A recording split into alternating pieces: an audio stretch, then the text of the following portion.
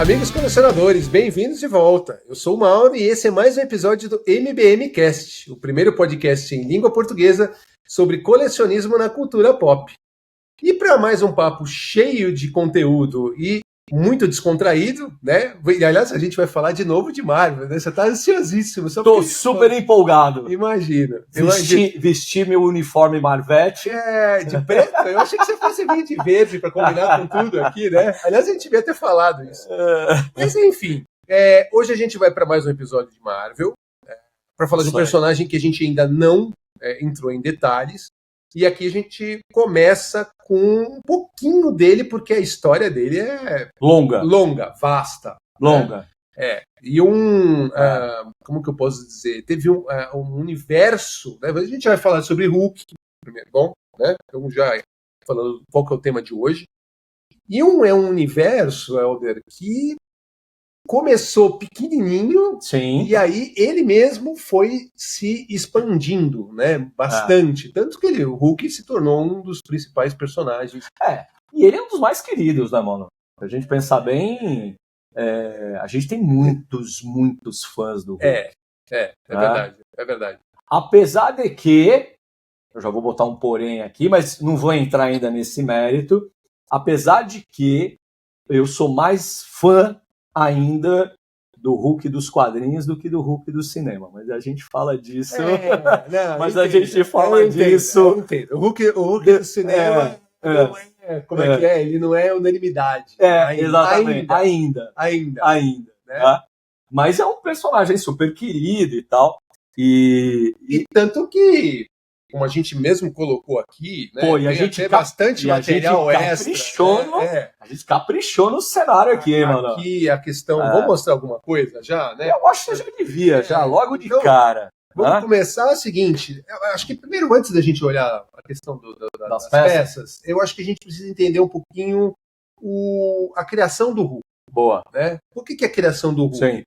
Porque ele foi criado em 1962. Né, pelo Jack Kirby e pelo Stan Lee. Você falou do jeito certo, mano. Porra, bom pra cacete. Eu falei que a Melissa ia gostar. Mas bom. Ele foi criado pelo Jack Kirby e pelo Stan Lee. E é muito interessante porque eles se basearam na história do Dr. Jekyll e do Sr. Hyde. Sim, né? O Médico e o Monstro. O Médico e o Monstro. É isso aí. Exatamente. A gente até tinha falado no capítulo sobre terror. Você lembra que a gente falou a influência dos monstros na cultura pop atual? Então, o Hulk veio através disso, né? Então eles queriam criar um alter ego para um humano, mas que esse alter ego fosse uma criatura... E que trouxesse exatamente essa dimensão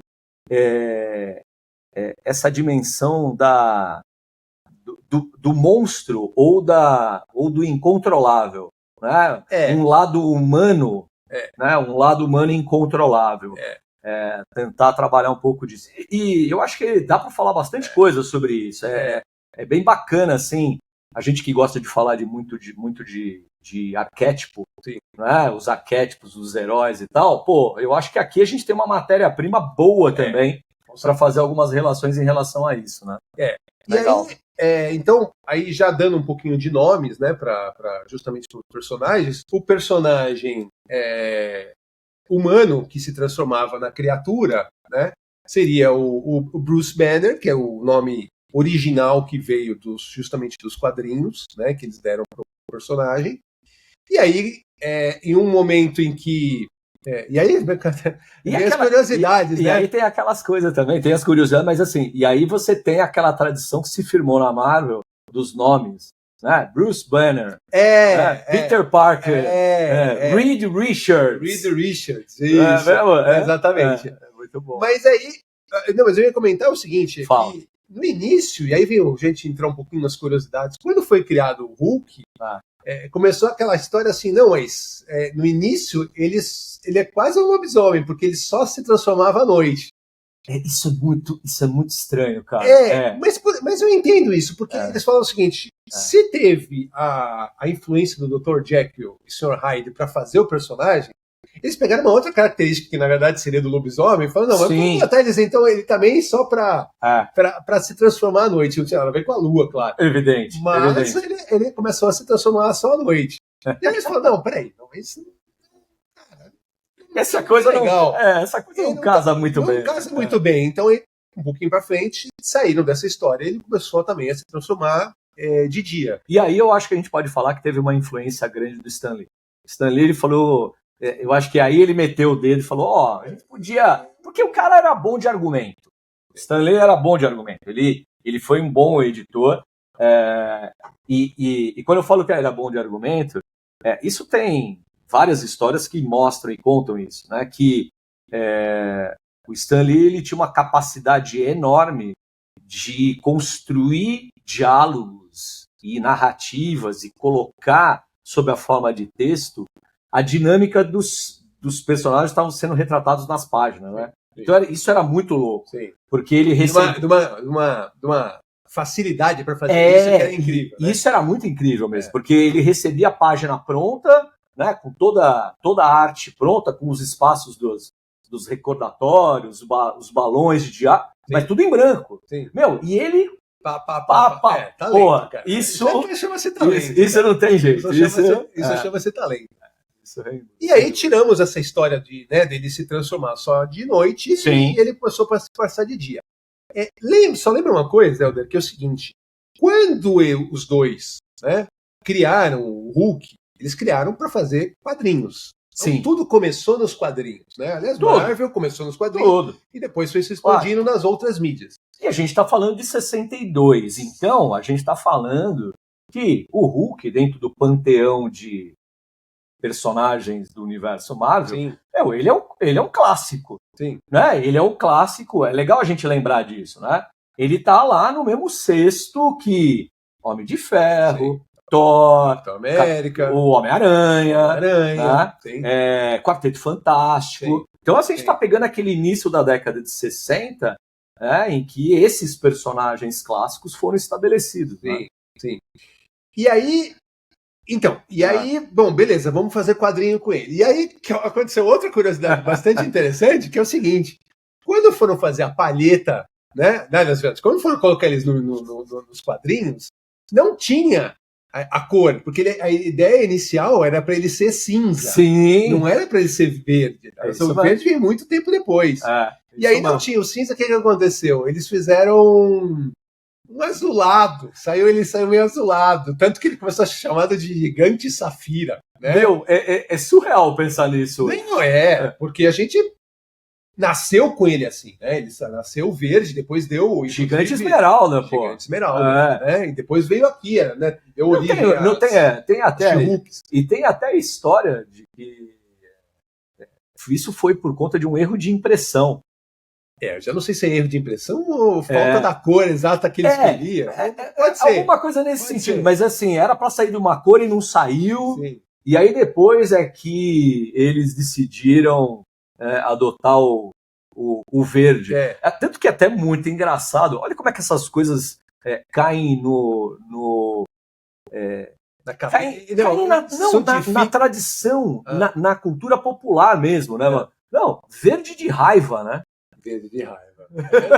É muito legal você pensar bem, né? O raiva, inicialmente também, ele outra curiosidade, né? Inicialmente também, ele não se transformava por conta de ficar nervoso, ficar com raiva. Sim. Você tinha outros gatilhos para isso acontecer. Depois também ele falou, não, agora é o seguinte, né? Vamos, o Hulk vai se transformar, vai de dia, depois ficou verde e ele vai se transformar. Então o gatilho dele é justamente essa questão da raiva. Você não vai querer me ver nervoso. Você não vai querer me ver nervoso. Que também virou um jargão aí com relação ao Hulk. E eu acho muito interessante isso que você está falando e da concepção do Hulk, né?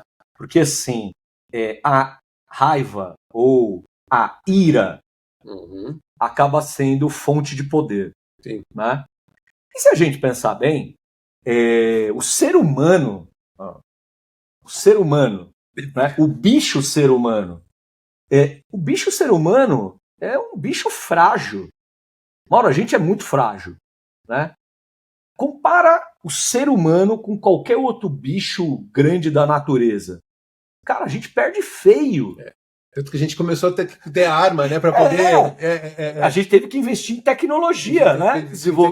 Para conseguir, obviamente, garantir uma dominação do mundo natural, né? Do mundo animal. Mas isso é muito interessante da gente constatar. A gente se fere muito facilmente, né? Esse organismo aqui, ele né? Nada, né? Perante a natureza. E é bacana quando você tem um personagem que acaba superando essa fragilidade inata. Né? Então, quando ele sente raiva, quando ele é transformado pela ira, tanto que ele fica indestrutível. Praticamente assim, a pele do Hulk é impenetrável. Nada o afeta. Ele sobreviveu a uma radiação gama. Então, assim, né? Ele tem um fator de cura, regeneração rápida. Isso, ele tem. Exato. Um outro dos poderes dele, que pouco se explorou, especialmente no cinema ainda, é a questão de adaptabilidade dele. Né? Tem aquela história de que se tivesse uma luta dele com o Superman ia levar ele para o espaço. Lembra essa história? Lembro. Leva ele para o espaço e o Hulk ia morrer porque ele não ia conseguir respirar. Não quer essa história, não. A adaptabilidade dele já foi comprovado, inclusive, que ele consegue respirar por um período bastante longo no espaço e, né, por conta dessa. Então, assim, é um personagem que, como você mesmo falou, né, é quase um indestrutível. Se você pensar bem, é quase isso. Exatamente. Ele é meio, invulnerável.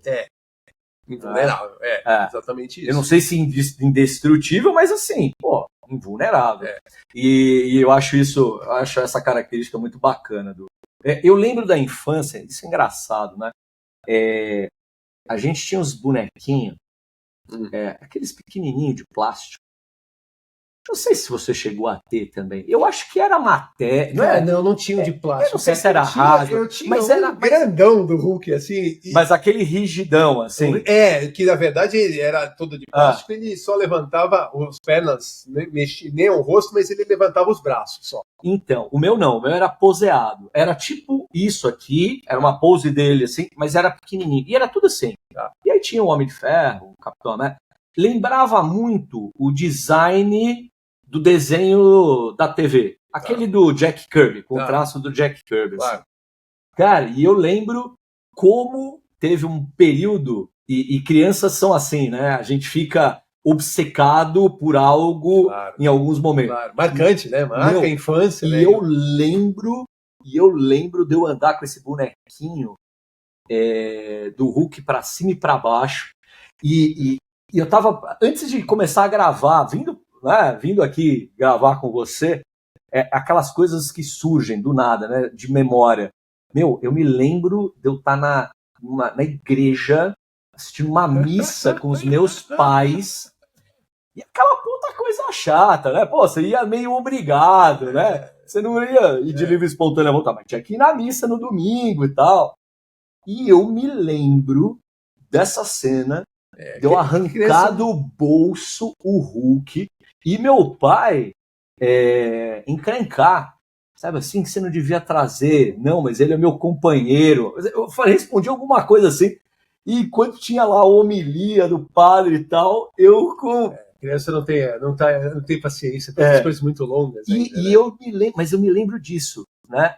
Do apego desse bonequinho, e em particular, desse bonequinho eu andando para cima e para baixo, e por essa fascinação. E ainda mais uma criança, né? É um personagem, né, que no momento de fúria, né, ele não gerencia muito bem a frustração, isso é um outro aspecto interessante do personagem. Pega as emoções negativas, né? Essa dualidade, eu acho que é uma característica muito bacana, né? Razão e emoção, então impulsividade, né? Tem a impulsividade, o autocontrole. Então é um personagem dual, né? Ele tem esse dualismo, assim, que é interessante. E olha que coisa também legal. Se você parar para pensar, quer dizer, o Hulk ele foi criado para ser um herói, certo? Mas ele não é um herói. Então, ele tem uma parte dessa questão dos sentimentos negativos. Sim. Ele tem a parte de destruição, que não é um negócio legal. Tanto que quando ele é criado, né, e vamos entrar já também a gente já entra na questão da criação dele, mas ele tem um aspecto monstruoso. Claro. Né? E o fato dele não ser justamente o aspecto monstruoso e não ter aquela coisa da beleza, né? Capitão América, um uniforme bonito, porque a calça dele era toda rasgada, porque era uma coisa de transformação, aquela coisa gigantesca. E que muitas crianças tinham medo dele, porque aquela coisa, né? De fúria, de coisa, nada. Eu lembro que eu tinha vários pesadelos com o Hulk, né? É mesmo? E eu tinha que legal. A contrapartida do boneco do Hulk que eu falei, que eu tinha, e eu nunca entendi por que. Hoje eu tenho que fazer uma autorreflexão. Não, por que eu tinha o boneco do Hulk? Porque se eu tinha medo dele e ele era o fruto dos meus pesadelos, por que eu tinha o Hulk? Mano. Então, eu devo ter ganhado. Mas, e eu brincava com ele, sim, era interessante. Sim. Mas legal, o counter ego, né, a contrapartida para poder dar o equilíbrio e me dar uma segurança era um boneco do Superman, né, que representa tudo de bom, tudo da verdade, tudo né, naquela época eu não era muito, e como o Superman foi um dos primeiros heróis, aliás, o primeiro filme de super-herói que eu vi no cinema foi do Christopher Reeve. Foi do Christopher Reeve, mas assim, era um boneco também igual, não era um Christopher Reeve, mas era um boneco do Superman. E era isso porque ele era o herói, né? Porque não era um Capitão América. Eu não fui ver um Capitão América, eu fui ver um Superman. Então, por isso que eu tinha o do Superman. Então, mas é interessante que a partir de um determinado momento, ele começou a ser visto como um herói. Por conta de toda a história que ele vem dando. Mas o início dele... Sim. Vamos entrar um pouquinho... Quer falar um pouquinho? Fala. Não. Eu só ia acrescentar o que você está falando. Ele é um herói relutante. As circunstâncias acabam levando a ele agir heroicamente. Mas não que seja da essência do personagem. Vamos entrar na história, porque eu acho que, principalmente quando o Bruce Banner toma conta da cabeça do Hulk, e aí eu não estou dizendo do cinema, tá? Sim. Tô falando... Por favor. Por favor. Mas a gente vai chegar a isso quando fazer a parte da evolução. Então vamos entrar na questão da história. Então a história aqui que basicamente comics, tá? Não vamos entrar... Beleza. Porque existem as várias variações que a gente vai comentar aqui. Mas sim. Basicamente o que acontece? Estamos no meio da Guerra Fria, 1960. Total. Certo? Estados Unidos querendo ter uma arma de que ele possa usar para intimidar, subjugar uma União Soviética, porque agora estamos numa corrida armamentista, todo mundo tem bomba nuclear, então não, precisamos de uma coisa diferente, né? E era uma questão de muito investir nessa questão de armas. E aí vem, então, um mestre, um doutor, Bruce Banner, que foi recrutado por um general, que seria o General Ross, para poder criar essa arma. Mas, na cabeça, o Bruce Banner era uma pessoa boa. Ele não queria usar, né? Ele criou lá a questão, bomba gama, mas o raios gama, a pesquisa do raios gama era para salvar pessoas, curar pessoas, não era para esse tipo de finalidade. Sim. Né? Sim. E aí você teve um embate com ele, de repente entrou um Tony Stark no meio, porque lembra de um Tony Stark que ainda estava nessa coisa de armas ainda, lembra? O armamentista. Sim. E aí ele entra para conversar com o Bruce, mas o Bruce também tem os valores dele, o Tony tem os valores dele, e aí o Tony modifica essa brincadeira, dessa arma, que era a bomba, que ia ser testada, né? E durante o teste acontece duas coisas também que é muito, cara, muito detalhe, cara. Eu acho maravilhoso isso. Esses detalhes são bacanas. Porque aí quando você vai para ter o teste, você tem um jovem que entra no negócio. Sim. E aí o Bruce fala, não, pelo amor de Deus, para com o teste. Rick Jones. Que o jovem é o Rick Jones. Mas quem ele pede para parar o teste não para o teste é um agente soviético. Então, qual é as coisas assim? E aí ele, quero que se ferre, porque, deixa eu matar esse cara aí, porque ele tá querendo uma coisa que pode vir a descontrabalançar, né, essa briga armamentista entre Estados Unidos e União Soviética. E, obviamente, você tem aí, pré-Hulk, a índole do Bruce Banner já em evidência, né? Porque ele já tem aí uma atitude heróica. Até porque, porque afinal de contas, todo ato de heroísmo, não o Hulk, né? O alter ego dele. O alter ego, mas todo ato de heroísmo, você pode ver, a gente pode pegar N exemplos. Sim. Sempre existe um componente que é um sacrifício. Exatamente. Então você tem que ter um sacrifício, de alguma forma. Não necessariamente esse sacrifício implica na morte do herói. Sim. Tá? Mas sempre existe algo que você sacrifica. Neste caso, ele abre mão, né? Sim. Quando ele vai tentar salvar lá o Rick Jones... Corre um super risco. É que ele imaginou também que fosse parar o teste. Né? Ele não sabia que... Né? Ele consegue, na verdade, jogar o Rick numa trincheira. Isso. E aí ele toma todo a carga de raios gama. Você sabe que aqui, ó, até é legal isso. Isso aí é fantástico. Isso aqui é fantástico. Quando você trouxe nos bastidores... Demais, né? Cara. Ó, isso aqui é uma baita dica de leitura também. Né? Para quem tá vendo aqui, ó. Dá para encontrar fácil aqui isso aí? Dá para encontrar. Essa daqui, essa é a edição americana. Eu comprei pela Amazon aqui do Brasil. Tá bom? Tá bom. Eu não sei se a Panini já lançou a edição nacional. Tá bom. Tá? Mas isso daqui é uma linha de editorial da Marvel, ou não? Que eles estão chamando de Grand Design. Qual que é a pegada? Olha que proposta bacana. É você ter de forma cronológica a evolução do personagem nos quadrinhos. Então assim, pra quem tá vendo, né? Eu nunca li nada sobre o Hulk. Nunca tive contato com uma história, não entendo esse personagem, só conheço os personagens aqui do cinema, né, dos filmes, queria ter contato com o Hulk dos quadrinhos. Essa é a dica, porque nesse caso aqui é o Jim Rugg, né? O que ele faz? Ele, só mostrando aqui, ele conta então a origem do personagem e, tô mostrando aqui rapidinho, e vai evoluindo ao longo das décadas. As capas de todos os gibis. Todos. Olha a cena clássica do Wolverine refletindo o Hulk nas garras. Essa é super clássica. Super. Né? O Hulk mafioso. Tem coisa, né? Muito. Ele enfrentando o Namor, ele se batendo com o Quarteto Fantástico. Tem absolutamente tudo aqui.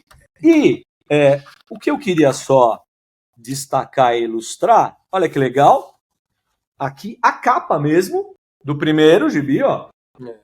Original. Que legal. Ó, que joia. The Incredible Hulk. Exatamente, número 1.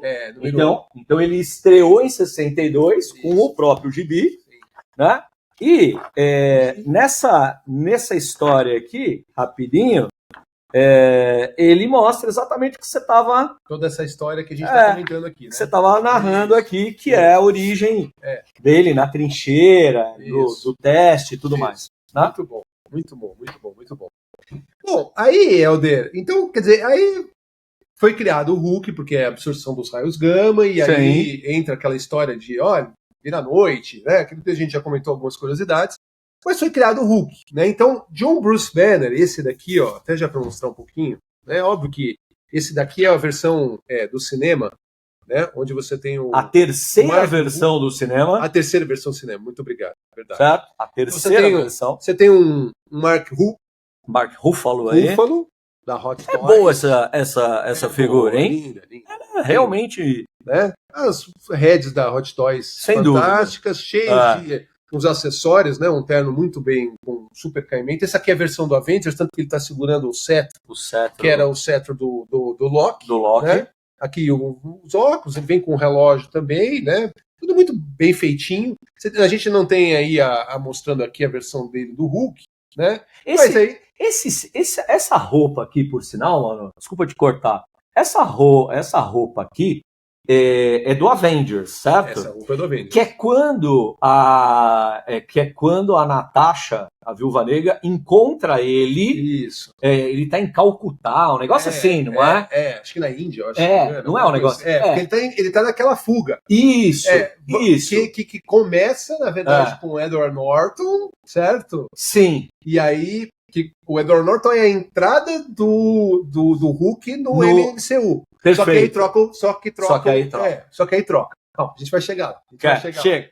Mas eu tô citando isso porque, se eu não me engano, ele tá realmente com essa roupa. Né? Essa roupa. Esse terno todo meio amarrotado também. Isso.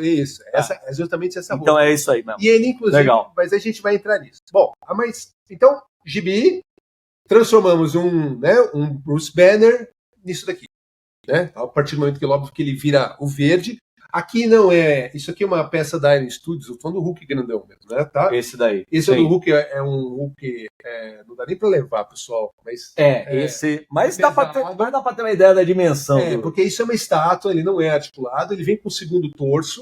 Isso aqui é uma peça, na verdade, do Vingadores A Era de Ultron, Age of Ultron, tá?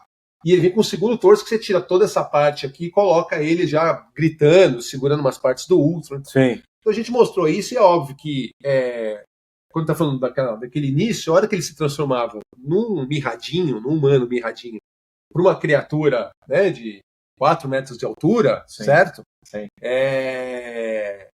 Ele rasgava toda a roupa e ele ficava com a famosa calça lilás, né, que aparece inclusive no Avengers, né, porque quando ele cai lá do satélite, ele arrebenta toda a roupa, aí o fazendeiro vai lá e dá uma calça clássica, comics, da mesma cor, e que depois ele usa ela no final do filme.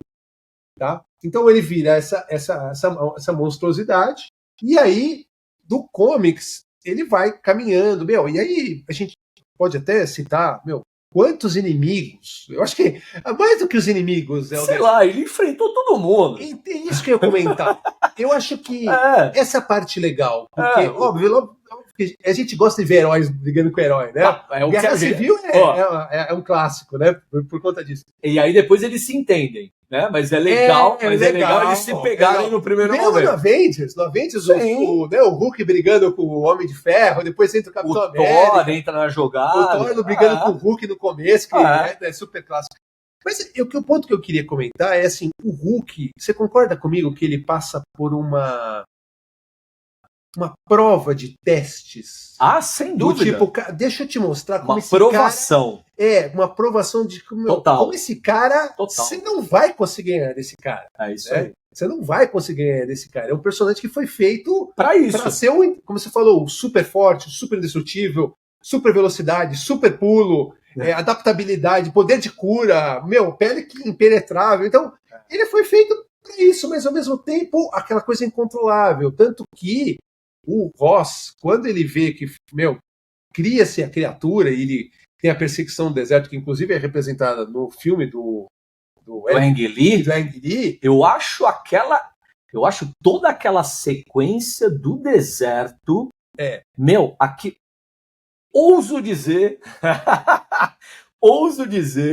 que toda aquela sequência do deserto é o que a gente tem de mais Hulk no cinema. É verdade. Se você pensar em todos os filmes, aquilo lá é Hulk puro dos quadrinhos. Quando ele ataca os tanques, tem uma... A fuga da base. Né? Porque a base, ela foi teoricamente feita para conter o Hulk, na verdade. Né? Se bem que entre a criação do Hulk... Calma, a gente vai chegar lá. Tá bom. Porque os filmes é o principal, né? Eu acho que os filmes ali são os principais. Mas, bom, aí resumindo a história, que você tem um General Ross que se preocupa, fala, peraí, agora eu tenho um problema de segurança nacional. Então, quer dizer, E tem um vínculo, tem esse problema, e o que dá um tempero também todo especial é que, evidente, né, existe, né, o vínculo com a Betty Ross. Então acho que isso que essa coisa dá um tempero, assim. Isso. Quer dizer, pô, meu filho, o cara, esse cara que vai de encontro com ele, falando, não quero uma arma, e ele quer uma arma, e ao mesmo tempo tem a questão do romance com a filha dele. Exatamente, pô, né? Isso é muito legal. Então, quer dizer, tem tudo isso, e aí ele vai atrás do Hulk, assim, unhas e dentes, certo? E aí você vai criando toda a expansão do universo, né? Vamos... Inclusive, nesse gibi, você tem tudo de bom e de ruim que já foi feito com o Hulk, né? Claro que eu sou das antigas, né? Então eu gosto menos. Né? Olha que arte maravilhosa. Isso daqui eu só tenho que mostrar, porque isso é Todd McFarlane, gente. Meu Deus, isso é incrível, cara. Isso é incrível. Imagina um colecionável com o traço do McFarlane. Não tem, né? Não. Pensou? Não, realmente não tem, mas assim... tem o Spawn, né? Mas não tem. Tem o Spawn, mas não tem. Não fez nada de Marvel, né? Assim, e aí tem aquilo que você estava falando, né?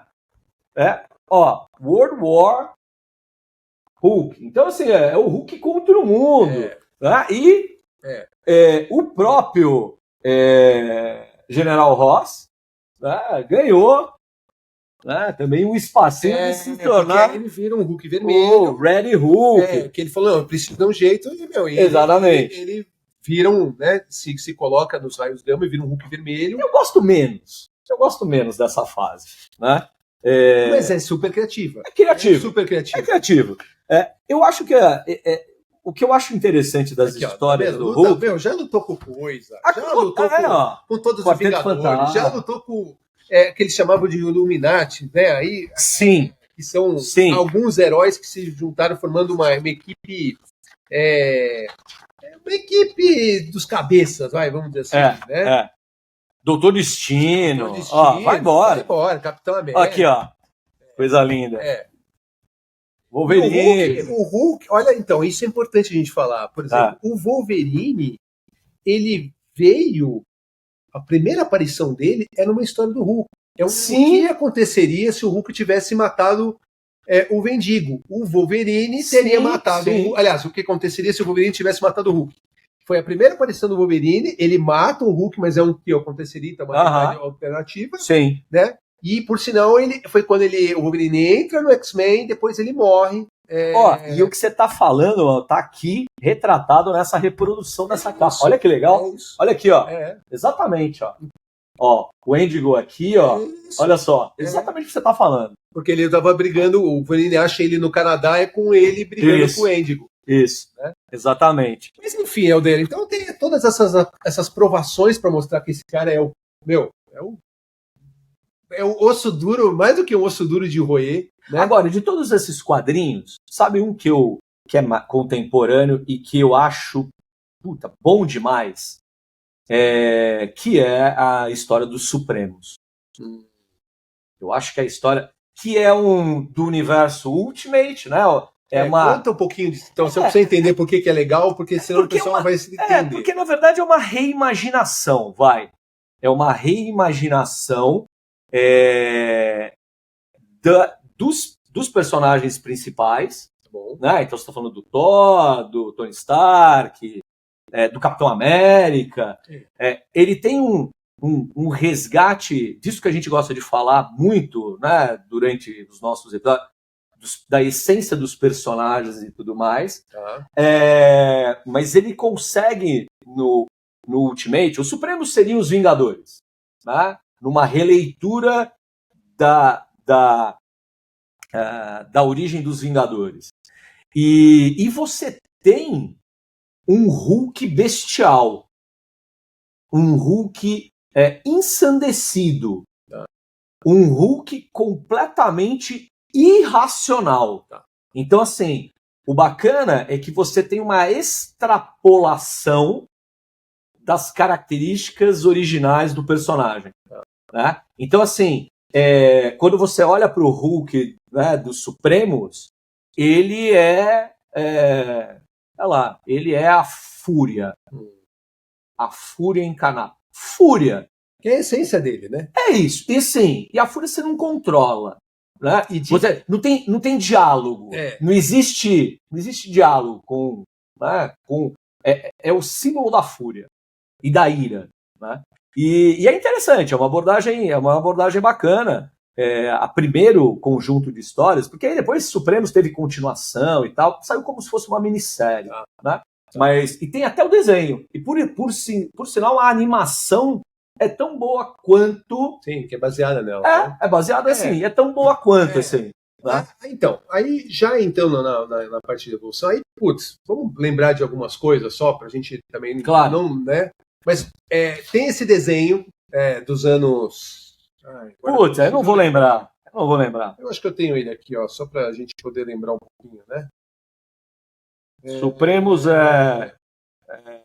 Supremos é mais agora, Ultimate, você está falando de animações dos anos 2000. Né? Não, mas antes na verdade, dos desenhos dos anos 80, que é esse que eu queria entrar, a gente teve a série de televisão que é marcante, né? Anos 70. Saudosismo total. Que é com justamente. Aí, pensa o seguinte: se você. David Bruce Banner. Por que eles chamavam David? Eles montaram David Bruce Banner? Porque eles falavam que Bruce não era uma coisa muito. Era uma coisa muito. Um nome muito fraquinho. E aí eles quiseram colocar, então, não, vamos colocar David, então. Aí o Stan Lee bateu o pé, né? Nossa, total. Ele era o conselheiro.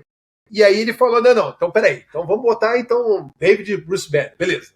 Fechou. Esse eu aceito. Fechou, Igual, às vezes você vai colocar, não, o homem quer João, o outro quer a mulher quer Oswaldo, então fica João Oswaldo. João Oswaldo, exatamente. Isso. E aí você teve, e fez tanto sucesso, porque imagina que você não tinha efeitos especiais para você fazer um Hulk gigantesco. Então o que eles fizeram? Eles colocaram um ator para fazer o Bruce Banner e pegaram um fisiculturista, no caso o Lou Ferrigno, que já tinha sido inclusive um Mr. Olímpia, para fazer o Hulk. Né? E aí eles colocavam aquelas roupas bem justinhas, assim, porque quando ele começava a rasgar. Mas era isso, na época super. Tanto que fez um super sucesso que ele teve longas metragens. Eu gostava muito. Fizeram 80 episódios, Alberto. Eu não tinha noção disso, cara. Eu não tinha noção disso, cara.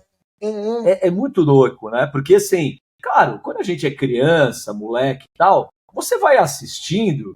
E você não tá muito preocupado com a cronologia, se você já assistiu esse episódio ou não. Se tivesse o mesmo episódio 1000 vezes, a gente assistia 1000 vezes. Né? Mas eu não tinha dimensão, cara. 80 episódios. Que doido isso. Desde os anos 70. E legal. E aí ele foi tanto sucesso que ele gerou um longa-metragem. Esse longa-metragem, um dos longa-metragens, por sinal, tinha o Thor.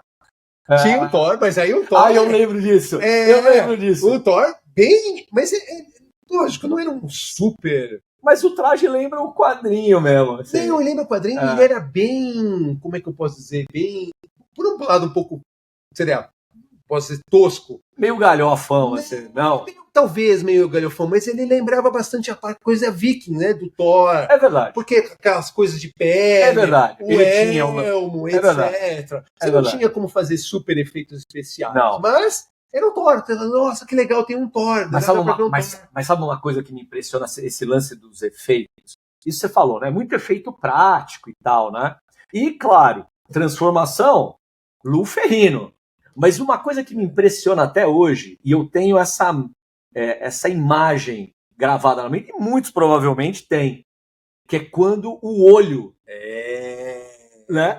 O olho dele ficava verde. Que significa, não é isso? Começou a transformação. Na hora que ele tava assim, aí ele, né, e o ator fazia, né, ele dava aquela esbugalhada, assim. Eu não tenho o nome dele aqui. Puta, eu esqueci de anotar. A gente esqueceu de anotar. Mas, ele era ótimo. Ele era muito bom. Ele era ótimo. Na verdade, se você pegar o capítulo, né, sei lá, se o episódio tinha 1 hora de duração, você ficava 45 minutos com o Bruce Banner ali, né? E você sabe que eu tenho aqui David Banner, né? David Banner. E você sabe que eu tenho aqui uma polêmica interessante. Eu consigo acreditar na série de TV. Eu já te falei isso em outros papos.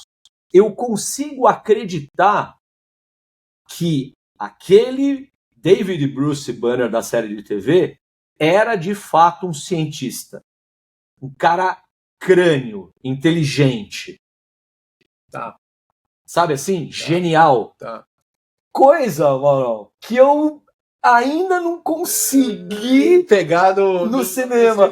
E eu já te contei isso, mas é engraçado, vamos né? Chegar lá. Os três, assim, porra, mas tem cara de doutor, você não tem cara de uma coisa tão genial. Acho que teu lado DC tá explorando ali pra falar mal do Hulk, hein? Não, a gente vai chegar lá. Beleza. Mas fez um super do sucesso, sim, né? Efeitos especiais, Lou Ferrino, tinha até aquele... Lembra quando o Hulk saia correndo em câmera lenta pra mostrar que ele tava tentando ver uma super velocidade ali? Isso era muito legal. Era muito legal.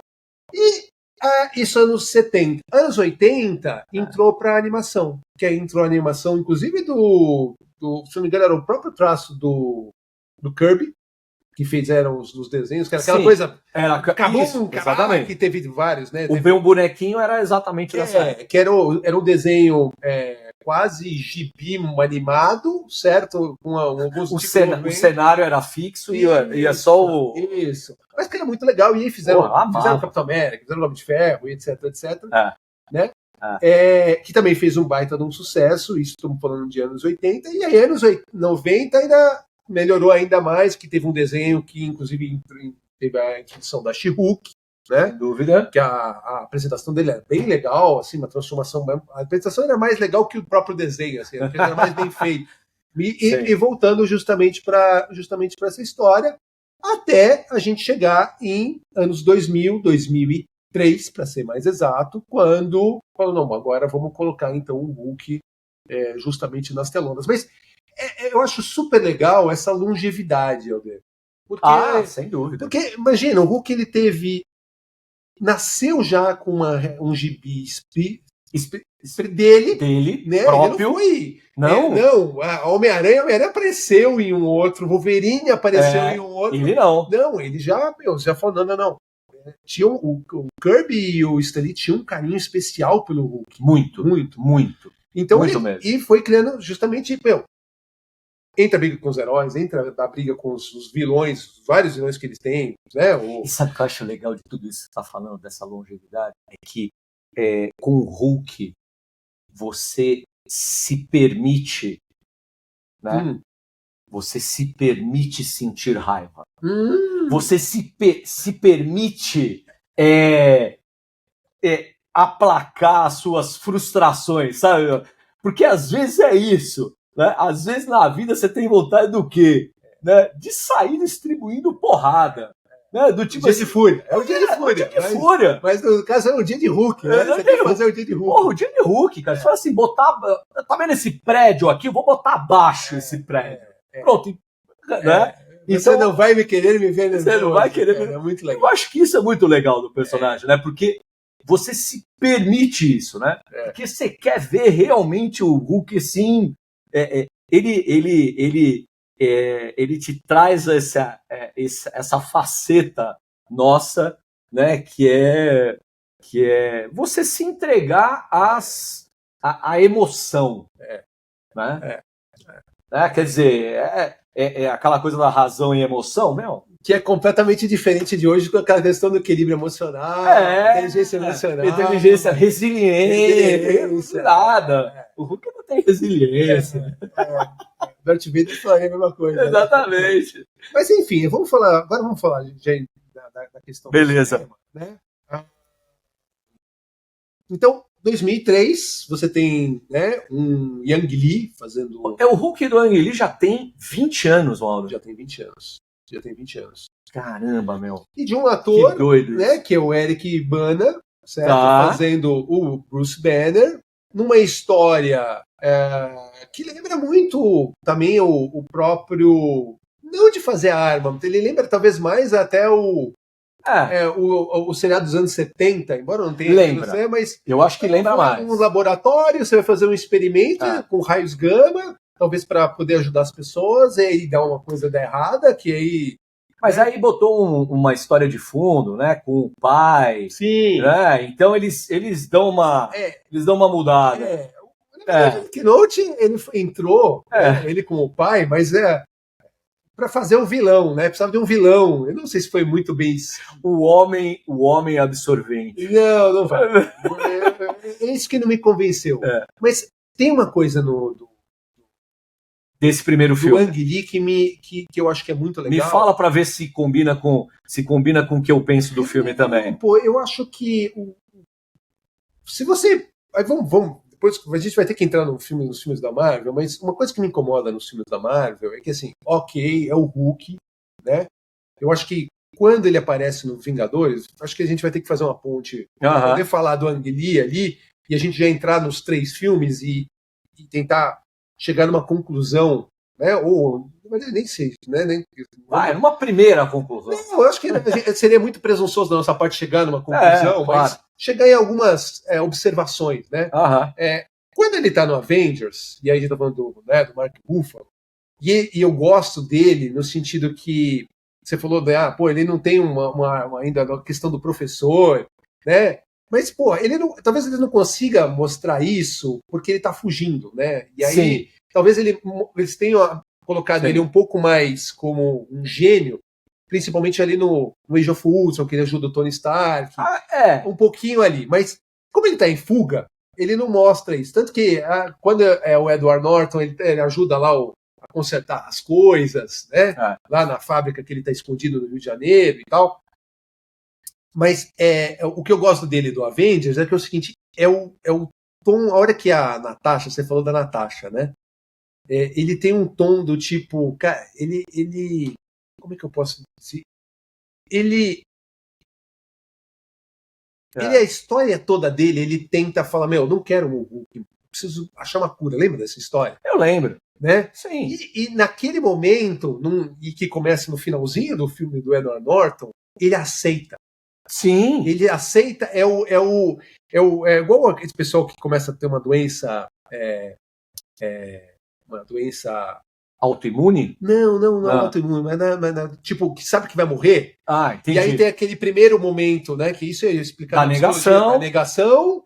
Depois ele tem um momento de tristeza, frustração. Tem revolta. E ele falou, não, cara. E depois da aceitação. Aceitação e fala, não, a gente vai trabalhar do jeito que. Com as ferramentas que a gente tem. Então, no momento do Avengers, ele tem essa aceitação. Tanto que ele, cara, a conversa dele com a Natasha ali no barracão, eu acho fantástico. É legal. Você quer, né? Como é que é? Você tá querendo que eu acredite que você tá sozinha, é isso? Pois é, por isso que eu vim sozinha, porque eu quero que você venha comigo. Você quer que eu vá com você? E se eu te disser não? Vou ter que te obrigar. Eu falei, mas e se o outro cara não quiser? Aquela conversa né? Que é a mesma quando ele tá ele entra no... porque entra com aquela ideia da maldição, né? Então é como se o alter ego dele, o Hulk, fosse, né, o lado maldito. Não, mas o que eu tô querendo dizer é o seguinte, foi a primeira vez... a gente sabia que teve a mudança do personagem, certo? E da mudança do personagem, você também mudava a questão estética do Hulk, mas a gente não sabia como que ia ser esse novo Hulk. Não estou falando visualmente, mas questão dos poderes, da força, de como é que ele ia ser. Isso eu acho que ainda não se resolveu no cinema. Então, mas o ponto que eu ia comentar é que... Apesar de que, deixa eu abrir só um parênteses, porque você já citou o filme do Ang Lee. Apesar de que no filme do Ang Lee, eu gosto muito de uma abordagem, uma escolha criativa do que o Ang Lee fez em relação ao Hulk.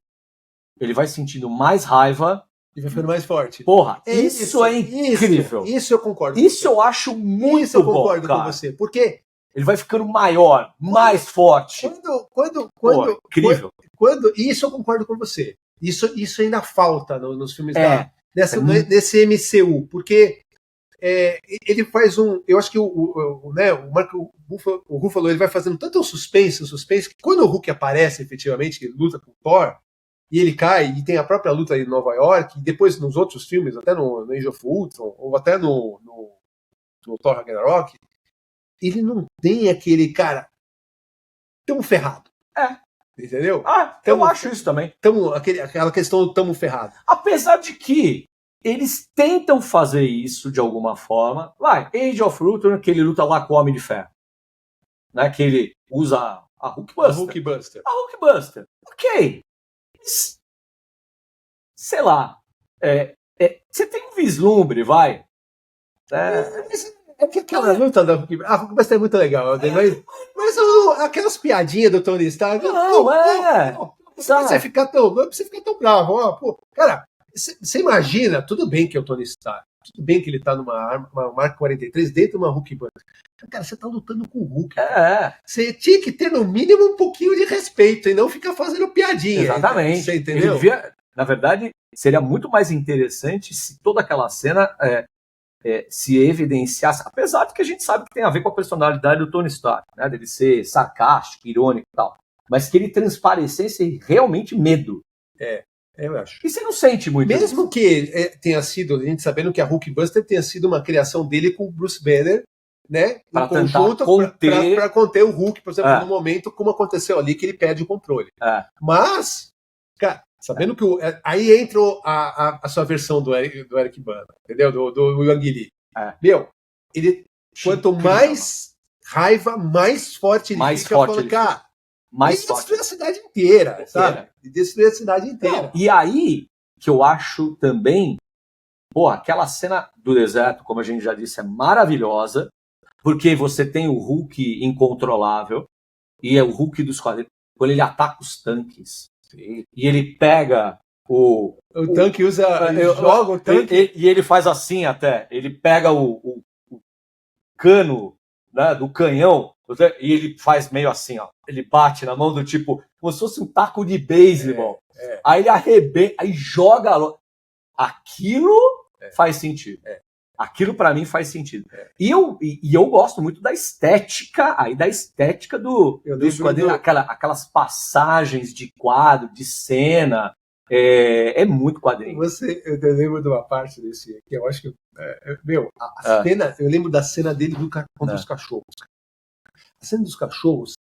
Ela é brutal. Eu gosto da cena dos cachorros. Ele bate nos cachorros que você fica com dó, meu.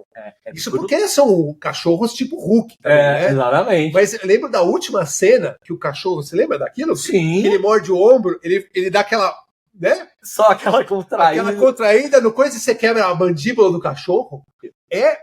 Acho incrível. Isso é muito legal. Porque o Hulk é isso, é violência pura, cara. É isso aí. E aí, não casa, mas eu entendo um pouco, porque a Marvel tem aquela coisa do tiros e morte sem sangue. Então, tem essa questão do, não sei se a gente vai conseguir chegar nisso. É uma pena, porque sim, eu acho que a gente não teve isso, não teve isso no do filme do Edward Norton. Não. Né?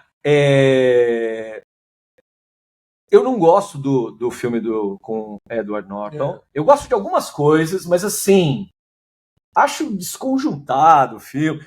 E aí, pra mim, porque ele tem que ter um antagonista muito forte, aí bota lá o Abominável. O Abominável tá aqui, né? Ele tá, mas assim, aquela cena deles brigando no final na cidade e tal, e aí, aquelas coisas da Marvel, né? Bonequinhos digitais, aquilo, mas aquilo me tira do filme. Não tem jeito, Helder. Senão ia ser o Ferreira de novo, cara. Não, mas sim. O filme do Ang Lee foi o primeiro que tentou fazer o Hulk assim. Os efeitos especiais não são perfeitos. Não. Mas assim, aquela cena do deserto. De novo, a cena do deserto e depois ele vai para São Francisco, né? E aí ele se acalma quando a Beth aparece para ele, que eu acho um baita fechamento também. Mas aquela cena do deserto, eu reassisti esses dias. Impressiona até hoje. É muito perfeito. Assim, é muito perfeito. Você sente o peso, né? Talvez você... Eu sei que não tem a ver, mas sabe quando você assiste Círculo de Fogo do Guillermo del Toro, com os robôs, com os Jaegers? Sim. Você sente aquela fisicalidade. Você sente que aqueles ossos são gigantes, que aquele negócio, né, as pancadas. Você não tem isso. Ainda você não tem essa coisa. E você tocou no ponto assim. E você tem um vislumbre disso do Ang Lee e da cena dos Poodles. Puta, aquela coisa bruta. Você lembra? Seca. Teve um outro que ele pega o cachorro e a Beth ele põe dentro do carro. Lembra? Porra, é maravilhoso. Ele joga em cima do capô e aí a hora que ele faz assim e coisa, vai sangue do cachorro pra tudo quanto é lado. Entendeu? Você sabe quem fez a captura de movimentos no primeiro momento para inspirar o Eric Bana? O próprio Ang Lee. Se você olha algumas temas, isso eu não sabia. Você vê o Ang Lee falando assim, aquela coisa, os trejeitos de como agir, bufando. Você precisa ver o Ang Lee magrinho, mirradinho. Cara, mas super fã, cara. Porra. Deve ser fã, cara. Fã porque... e aquela coisa, mano. Entendeu? Tudo bem, você pode não gostar do filme, ter as ressalvas, o Eric Bana... Aquele final... Não, e todo aquele... coisa... todo aquele drama freudiano, pesado, né? A questão de, perdeu a mãe, né? O relacionamento completamente traumático e problemático com o pai, né? Então você tem toda essa parte meio psicológica do filme que não agrada muita gente. Mas você não pode dizer que o Ang Lee fez um esforço mesmo de traduzir a essência do personagem para uma linguagem cinematográfica. Coisa que eu acho que a gente não teve ainda. Né? Eu não estou querendo dizer que eu não gosto, eu gosto de algumas coisas do Hulk nos Avengers. Claro, é isso. Ele cumpre uma função depois. Né? Hulk inteligente, tem o Hulk inteligente aqui também, viu, gente? Hulk inteligente dos quadrinhos. Claro que é uma outra pegada. Não, mas aí o Hulk, corpo do Hulk assim, com a inteligência do Bruce Banner. Outra pegada. Então, mas é isso. Pegada. É exatamente isso. Mas é outra pegada. Não tem. Tirar uma. Deixa eu tirar uma seta. Não, eu não gosto disso também. Eu acho que. Mas a gente entende a função. Ele cumpriu um papel, era importante. Né? Ele cumpriu o papel de usar a manopla, trazer todo mundo de volta, e beleza. Mas eu ainda sonho com o filme do Hulk. Vamos ver se a gente vai ter isso ou não. Helder, vamos falar um pouquinho, a gente trouxe algumas outras peças aqui, porque, né, que representam justamente essa exposição. Fala um pouquinho pra gente ver, a gente está nos finalmente. Trouxemos duas estátuas da Sideshow também, da She-Hulk, e duas representações. A uniforme é um uniforme clássico também. Vou tentar fazer uma. Fica difícil, difícil. Posso tentar? Será? Suspense agora, hein? Depois que a gente vai voltar pro lugar, cara. Não, mas Mas lindíssimo, cara. Pronto. Lindíssimo. Essa é bem antiga, uma peça bem antiga dela, acho que é 2009. 2009? Essa é mais recente, tá? Uma versão mais recente lançada. Acho que não tem 2 anos essa versão, né? Que chama Artist Series, tá? Também fica maravilhosa. Sideshow aqui, bem legal, porque tem essa base de diorama aqui. Foi puxar, sei lá, tirou a porta do táxi de Nova York na mão, bateu no hidrante, arrebentou a calçada, enfim, né? Tá até, uma pedaço de pizza representando bem Nova York. Então, o ponto é que tanto estátuas quanto articulados, que também a gente podia até colocar Lego, né? Sim. Já que teve muita coisa de Lego. Quer dizer, a longevidade do Hulk, né? E criou-se, ainda mais recentemente, por mais que a gente não tenha gostado de encontrar um Hulk do jeito que a gente encontrou no MCU, ele tem o carinho. Né? Tem os fãs, cresceu a base. Eu gosto muito da She-Hulk, dessa She-Hulk, porque ela é uma tradução, para mim, da melhor fase da She-Hulk, que é a fase, a gente estava falando disso também, né? Que é a fase com o John Barney. Sim. E o John Barney, ele um quadrinista de mão cheia. O John Barney, gente, John Barney é lenda. John Byrne é lenda. Você quer ler as melhores histórias da She-Hulk? John Byrne. Você quer ler as melhores histórias do Quarteto Fantástico? John Byrne. Você quer ler, sei lá, a melhor história de reinvenção do Superman? John Byrne. Tá bom? Pô, e fora que o traço dele é aquele traço lindo, limpo, classicão, né?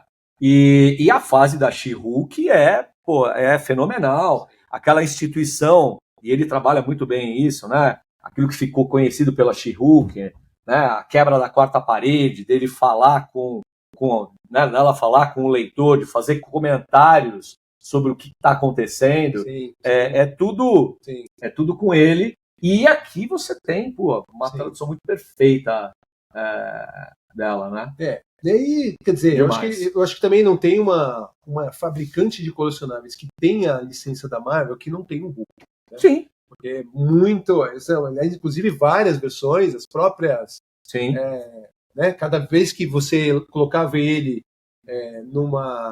num filme da MCU, e aí estou falando até do Ragnarok, onde ele tem um Hulk gladiador, o próprio. Eu gosto muito do Hulk do Ragnarok. Você gosta? Gosto. E eu gosto particularmente do filme. Eu acho o Thor Ragnarok muito legal. Né? Eu me divirto com o filme.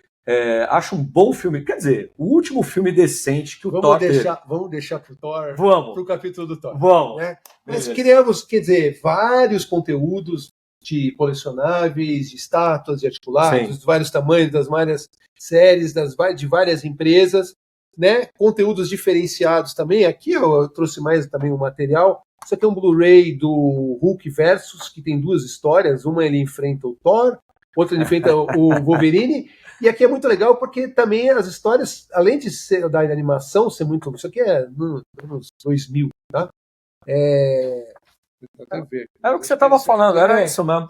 Então, mas além de você ter a animação sendo muito bem feita, quer dizer, ela tem muito do conteúdo das histórias dos quadrinhos, tá? Então é uma recomendação legal, né? Aqui dá para ver um pouquinho da qualidade da animação. E aí, mas o que manda hoje é isso aqui, né? É o que mais gera a parte de colecionáveis. Sim. Eu concordo com você na questão de, olha, apesar de a gente não ter o Hulk, talvez, que a gente imagina, tem muitas cenas, muitas passagens legais em todos os filmes, inclusive do Edward Norton. Eu gosto do Edward Norton como Bruce Banner, gostei dele. Pra mim, uma das cenas que mais marca é aquele tapa na cara que ele leva pra mostrar que ele tá, né, pegando o controle. Sob controle. Né, é legal. Mas, enfim, eu acho que ainda temos muita coisa pra ver e torcemos pra um Hulk talvez mais Hulk esmaga, que é o que Hulk a gente gosta, do que um Hulk mais contido, mas que fez todo sentido, como você mesmo falou, na questão do fechamento dos 10 anos. E eu acho que talvez a gente tenha a oportunidade de ver isso. Não sei. Eu estou sentindo que, claro, isso é papo para uma... Né, outro capítulo de Hulk. E um outro programa e tal, né? Mas eu acho que a Marvel, ela está sentindo o desgaste, né, dessa fase 4. Né? Claro, a gente tem que discutir isso de forma pontual, mas a gente já percebe alguns movimentos do estúdio de, peraí, vamos frear as produções, vamos rever o que a gente está fazendo. Sim, né? Sim. Demolidor, por exemplo, estavam fazendo a nova série, chegaram lá, viram o material filmado, putz, esse negócio tá ruim, vou jogar tudo fora, começar do zero. Então, isso é uma boa sinalização, sabe, Mauro? De que, peraí, talvez o alerta vermelho acendeu, né? Vamos ver, talvez a gente tenha... O problema é que acostumaram mal, porque os primeiros 10 anos foram fantásticos. Pô, foram mesmo, né? E aí você tem a sina de superar o Ultimato. Né? E por isso que eu acho que é não ter medo de ousar.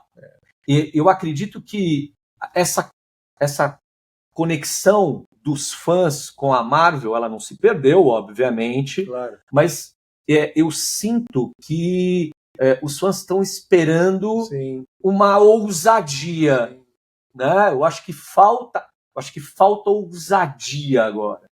Né? Eu tô sentindo a parte da DC falando para você, né? Mas vamos ver o que vai dar. Meu amigo. Super obrigado. Mais um papo muito legal aí. Valeu. Como que a gente te encontra nas redes sociais? @TheOneCollector lá no Instagram, tá bom? Só seguir a gente lá. Tem muito conteúdo bacana, né? E inclusive eu vou fazer conteúdo do Hulk. Muito bom, muito bom. Então, pro meu lado, né, para me encontrar justamente no Instagram da MBM, @MBM_Limited, né? E aí você tem toda essa gama de peças aqui também. Tá tudo aqui à venda, viu, gente? Isso. É só falar com o Mauro. É isso mesmo. Beleza? Obrigado, pessoal. Para quem gostou, claro, né? Não posso deixar de dar esse recado. Para quem gostou, compartilhe, deixe seus recados, né? Os comentários aqui. Boa. E a gente se vê no próximo episódio, tá bom? Maravilha. Um abraço. Valeu. Gente. Tchau.